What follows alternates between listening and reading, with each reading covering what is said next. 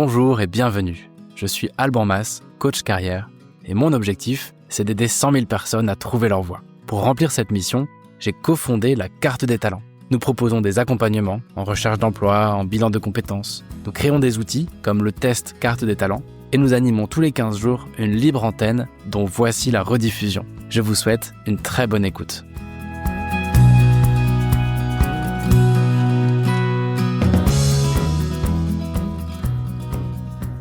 C'est parti pour donc la partie libre antenne avec toutes les questions que je pourrais vous poser, sachant qu'on a déjà reçu pas mal de questions en amont. Donc si vous le voulez bien, je vais commencer par répondre aux questions que nous avons reçues par les personnes qui sont inscrites en amont. Puis après, j'attaque les questions du chat. Donc, on avait reçu de Camille qui nous disait « Quelle est la part des offres dites cachées et la part des offres en ligne ?» Parce que l'APEC me dit qu'environ 20% est caché et 80% est visible, contrairement à ce qu'on pourrait croire. Donc, on est un peu perdu. Ouais, c'est clair. C'est vrai que d'un côté, on va avoir tendance à dire que 70% des offres sont cachées. Et puis là, l'APEC te dit que 80% des offres, en fait, sont visibles. Déjà, ça dépend des boulots, en fait. Quand tu cherches un boulot jusqu'à un niveau cadre et niveau cadre junior compris, moi, je dirais que les deux existent. Il y a des offres sur les job boards et puis il y a des offres cachées. Il y aura quand même toujours énormément d'offres cachées puisque, au final, qu'est-ce que c'est qu'une offre? Enfin, qu'est-ce que c'est qu'un besoin? Une place libre sur un poste. Et là, au fond, quand il y a une place libre sur un poste, il peut se passer plein de choses. Ça peut être quelqu'un qui va bientôt partir, mais il l'a pas encore dit à sa boîte. Donc si tu connais ce quelqu'un, eh ben, il va te dire: «Tiens, tu pourrais prendre ma place». Mais cette offre, elle est cachée. Ça peut être aussi la personne a dit qu'elle allait partir, mais il y a juste le boss qui le sait ou la boss qui le sait et les ressources humaines sont pas encore au courant. Donc pareil, là, si tu connais la personne ou le boss, bah, tu peux avoir accès à cette offre cachée. Ça peut être une entreprise qui dit: «Bon, on va commencer par recruter en interne et si on trouve pas, on mettra en externe».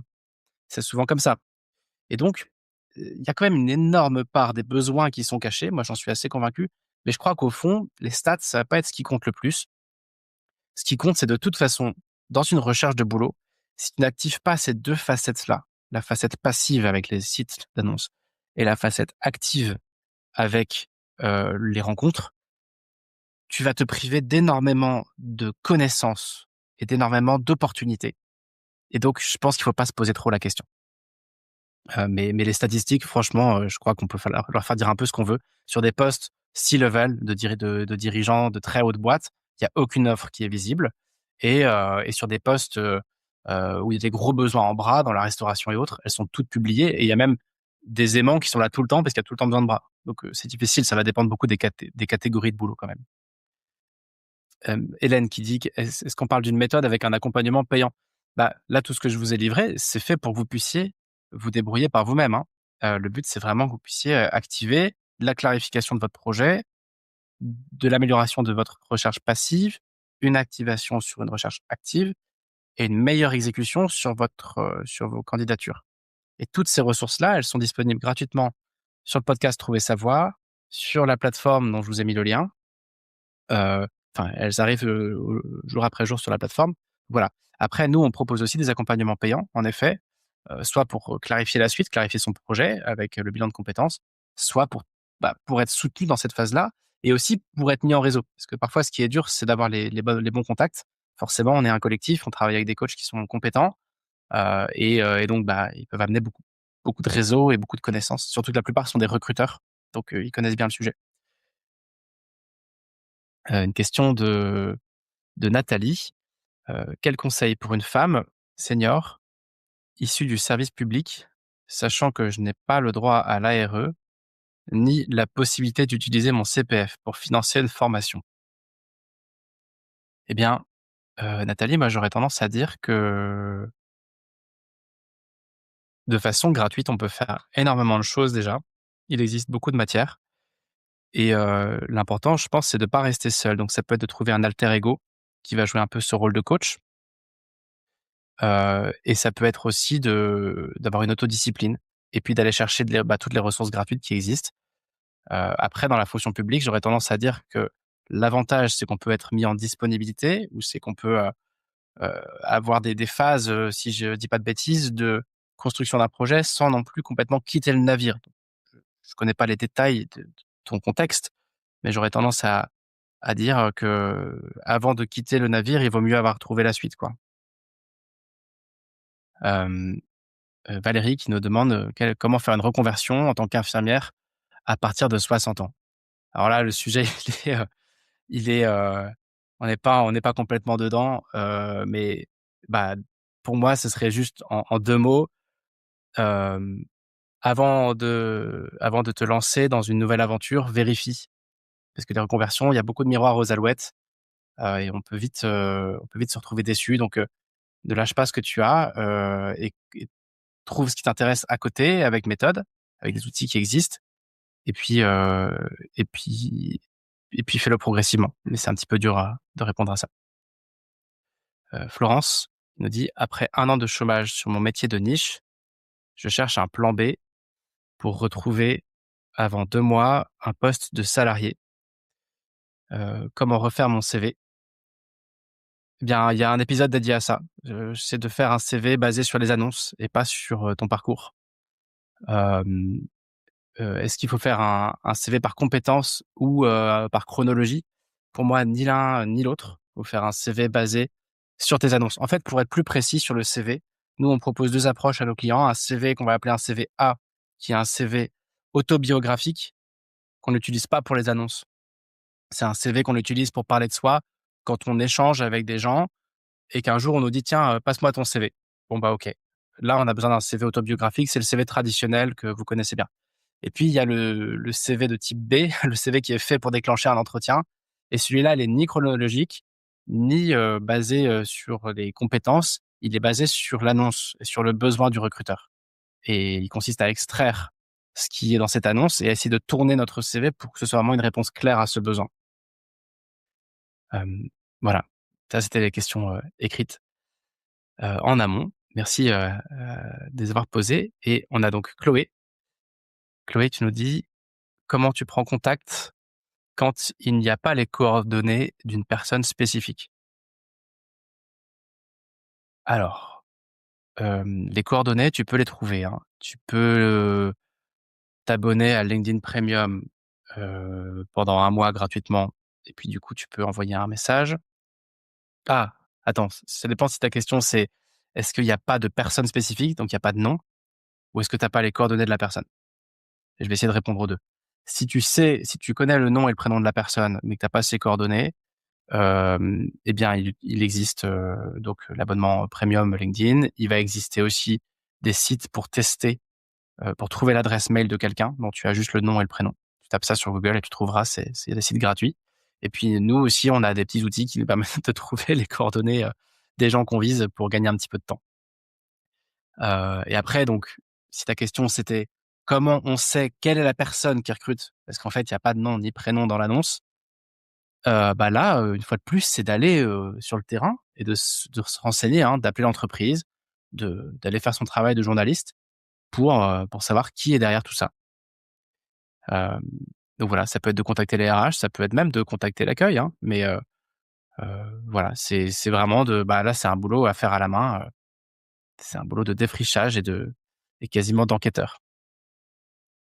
Deuxième question, pour faire le petit truc en plus qui fait la différence en entretien. Donc c'est ce que moi j'appelle, faire l'extra mile, oui. Sur quoi on peut s'appuyer pour avoir de la matière quand on travaille pas dans l'entreprise? Je te remercie pour cette question, Chloé, parce que c'est vraiment une partie du sujet qui est importante pour moi.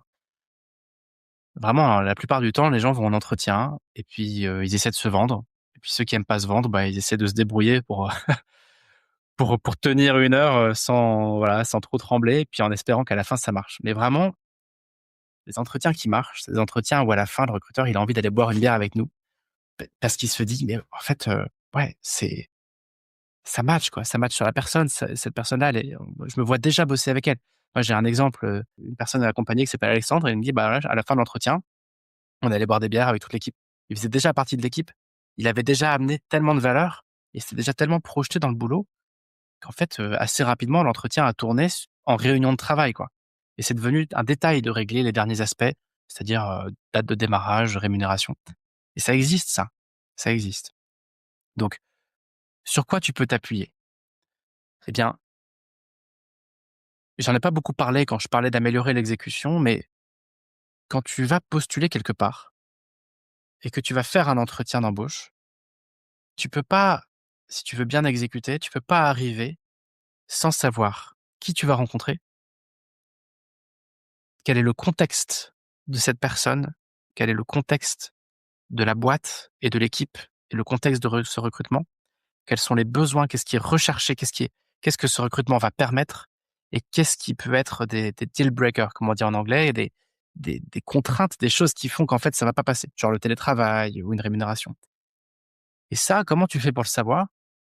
Bah, déjà, tu peux trouver des gens qui sont dans cette entreprise ou tu peux commencer à faire ton réseautage, hein, à l'intérieur, ton travail un peu journalistique, d'enquête pour avoir, ces éléments-là.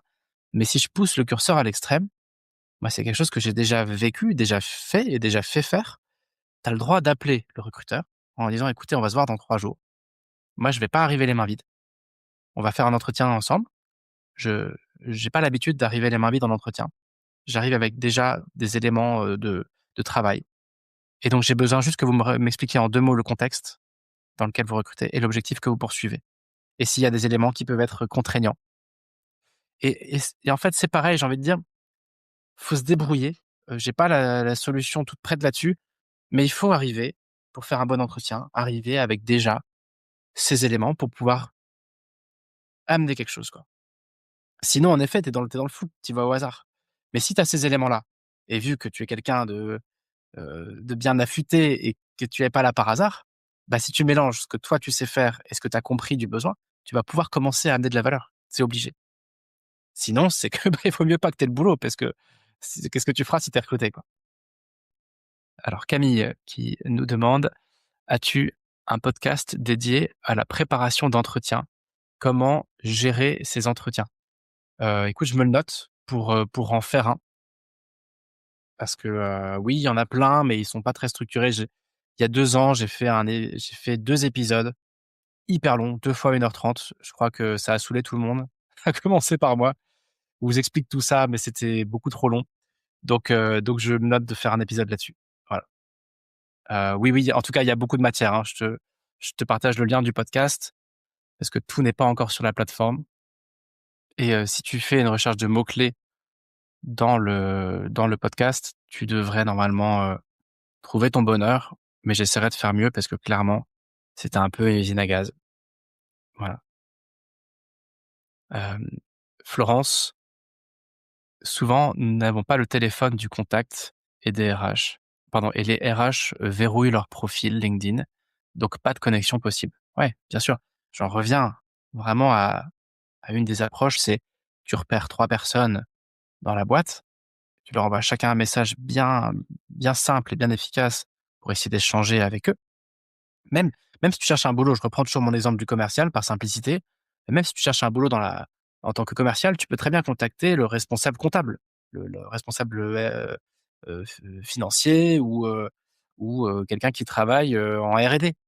Le but, c'est d'avoir un pied dans la porte et bon, c'est dur de tout développer dans un seul épisode, mais une fois aussi qu'on a eu un échange avec ce fameux comptable, avec cette fameuse personne en R&D ou je sais pas qui, le but, c'est de s'en faire aussi un copain. Il y a des techniques pour ça, mais bon, c'est c'est encore un autre sujet.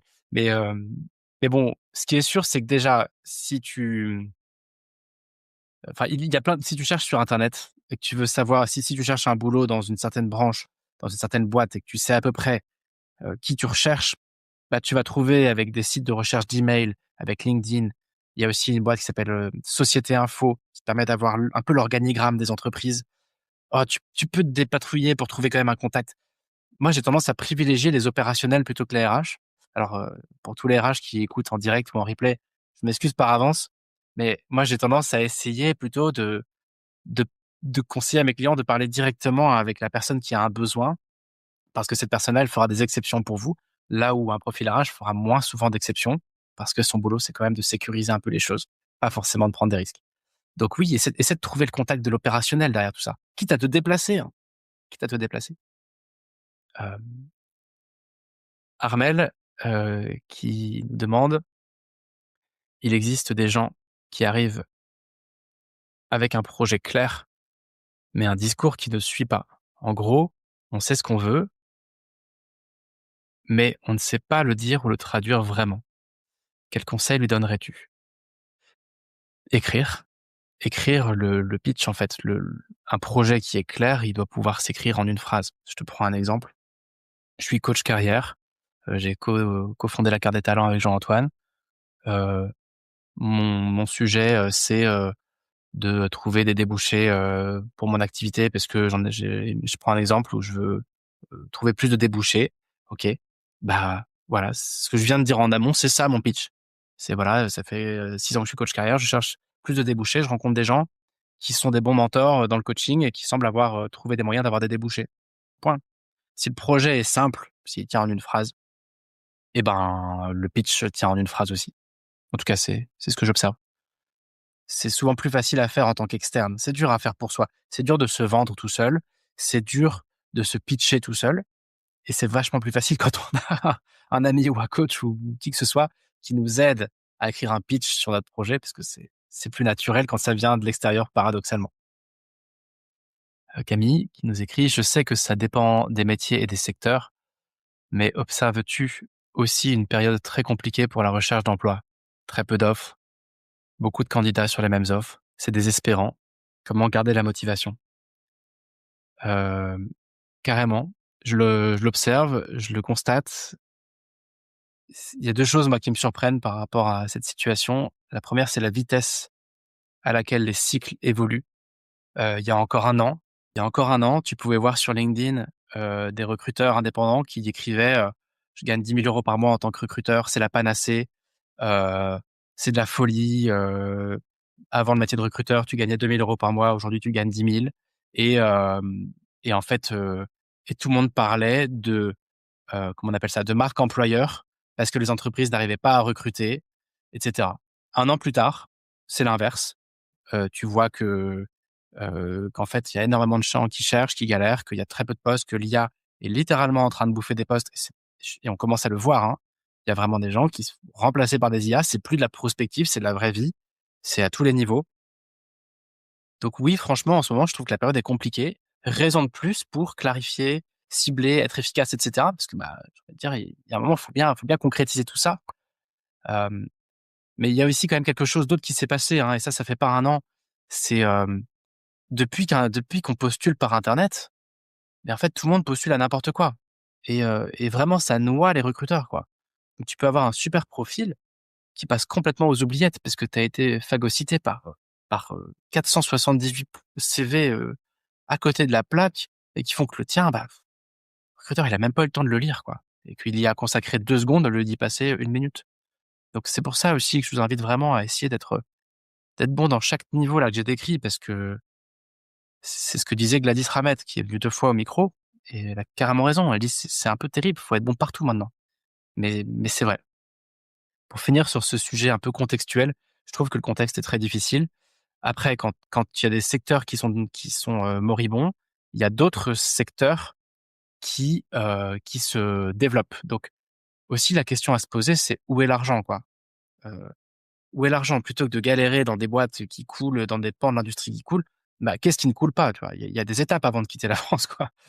Donc oui, et puis tout ça, ça peut changer très vite. Regardons ce qui s'est passé avec Trump.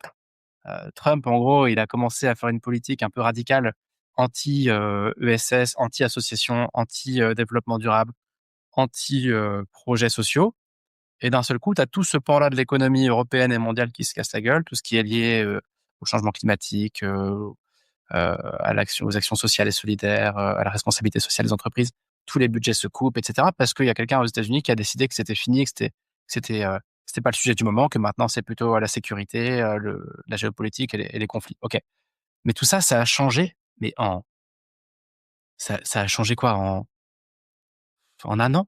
En 6 mois? Et donc ce qui est surprenant dans ces cycles, c'est la vitesse à laquelle tout ça, ça change. Donc je crois qu'en effet, c'est devenu assez important de construire sa carrière pour pas trop subir tous ces changements-là. Voilà. Donc, ne nous voilons pas la face. C'est vrai qu'en ce moment, c'est un peu dur, mais ça peut changer en 6 mois.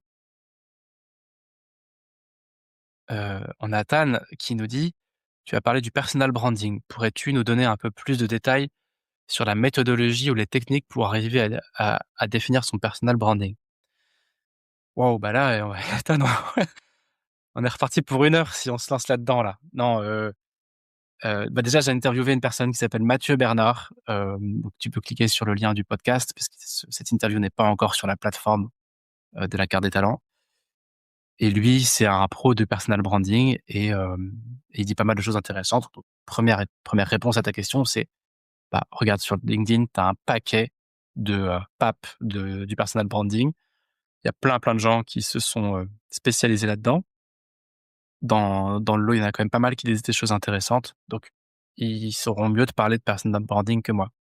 Moi, ce que j'ai envie de te dire en une phrase là-dessus, c'est ton personal branding, pour moi, il peut être enfin, il a bien une raison d'être, ça sert à rien de se mettre en valeur pour rien et je crois qu'il y a 2 raisons valables de faire du personal branding. La première, c'est pour avancer sur ton projet. J'ai commencé à en parler. Si ton projet, c'est de monter un side business de vente de chaussons, eh ben, tu as peut-être intérêt à commencer à sortir un peu du bois en parallèle de ta vie salariée pour parler des chaussons sur Insta, sur TikTok, avec une newsletter ou que sais-je. Donc si tu as un projet, bah oui, tu es obligé de commencer à produire, à te rendre un peu plus visible sur ce projet. Deuxième raison possible que j'entrevois pour faire du personal branding, pour se rendre visible, sans trop parler du comment, parce que j'aurais pas le temps, mais le pourquoi déjà, c'est parce que tu peux vouloir avoir une valeur intrinsèque qui ne dépend pas de ton employeur. Il y a un problème quand tu es salarié, c'est que quand tu changes de boulot, tu laisses tout.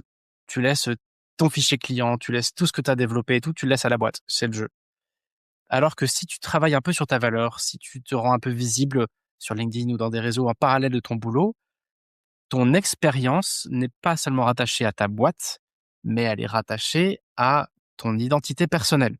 Je pense à une cliente qui, qui travaille sur des sujets, on va dire je vais changer un peu le terme pour pas pour pas la mettre en danger, mais de RSE et qui, le fait dans son job en interne, mais elle commence à prendre de la place en dehors de son job, à rejoindre des associations, à prendre la parole pour avoir des opportunités en dehors de sa boîte, ce qui fait que si elle quitte sa boîte demain, elle aura encore de la valeur, elle va pas tout perdre. Donc ça, c'est 2 bonnes raisons de pourquoi en faire.